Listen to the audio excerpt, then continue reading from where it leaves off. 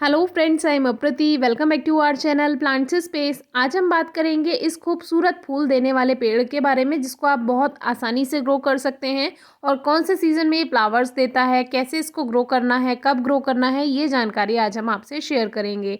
तो ये जो खूबसूरत फूल है ये है कचनार के फूल।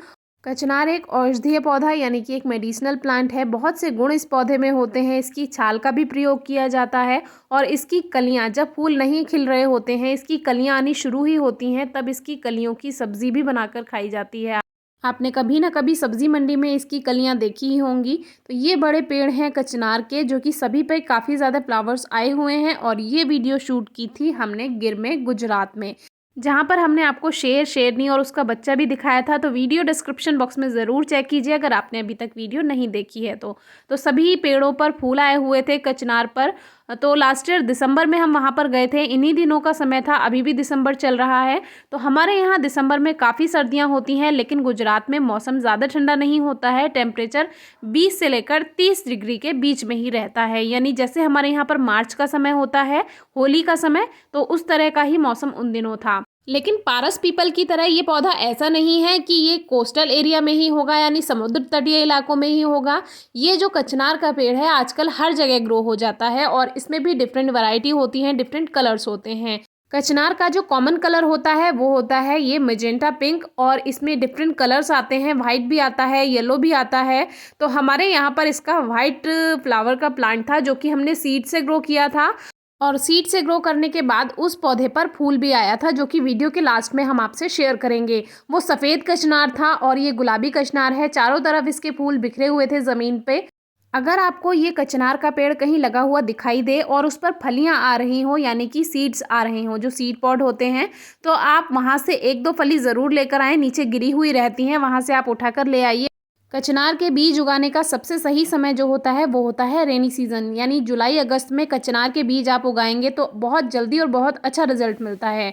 लेकिन आप कचनार के सीड्स फरवरी में भी ग्रो कर सकते हैं। फरवरी में बस आपको मिट्टी में हल्की नमी बनाकर रखने की ज़रूरत होती है, क्योंकि मौसम में गर्माहट आने लगती है। इसीलिए मिट्टी में हल्की नमी बनाकर रखेंगे तो फरवरी में भी आप इनके सीड्स ग्रो कर सकते हैं। बहुत आसानी से ग्रो हो जाते हैं।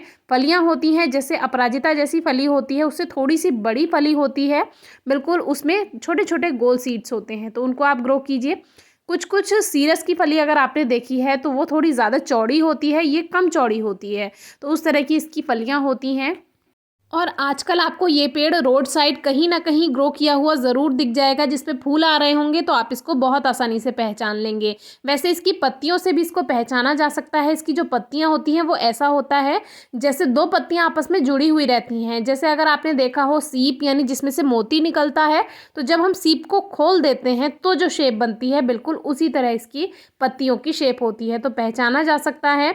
सड़क किनारे या पार्क में लगा हुआ ये पेड़ आपको ज़रूर कहीं ना कहीं दिखाई तो दे ही जाएगा। हमारी तरफ अभी ये ज़्यादा पेड़ नहीं है, इसीलिए हमारी तरफ की वीडियो आपसे नहीं शेयर कर पा रहे हैं। लेकिन जो हमने प्लांट सीड से ग्रो किया था वो लास्ट में आपको एक फ़ोटो मिल जाएगा।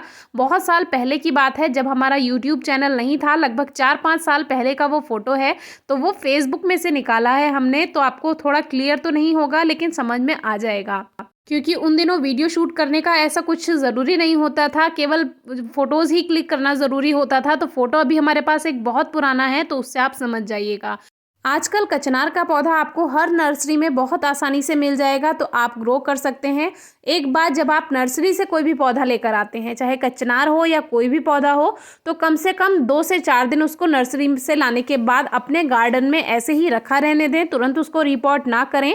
और फिर आप उसको शाम को रिपोर्ट करें, और रिपोर्ट करने के लिए आप उसका पॉली बैग हटाएं। अगर मिट्टी अच्छी है तो उसको ऐसे ही लगा दें, मिट्टी अच्छी नहीं है तो साइड की थोड़ी थोड़ी सॉइल ज़रूर हटाएं, और फिर उसको आप पॉट में शिफ्ट कर सकते हैं। लेकिन सर्दियों में ना करें, हमेशा ग्रोइंग सीजन में करें, यानी कि फरवरी मार्च में कर सकते हैं या रेनी सीजन में कर सकते हैं।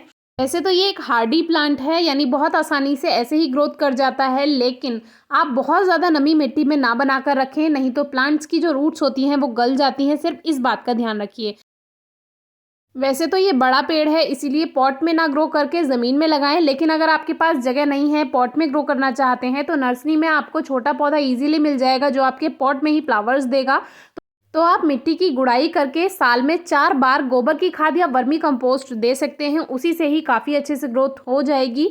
और सनलाइट इस प्लांट को प्रॉपर चाहिए, यानी पूरे दिन की अगर आप धूप में रख सकते हैं तो पूरे दिन की धूप में रखिए, या कम से कम 4 घंटे की धूप पौधे को ज़रूर चाहिए। इसके बाद भी अगर आपकी कोई क्वेरी हो तो ज़रूर पूछिए, और आगे हम इसको ग्रो करना ज़रूर आपसे कभी शेयर करेंगे। आज की वीडियो कैसी लगी ज़रूर बताइए। Thank you.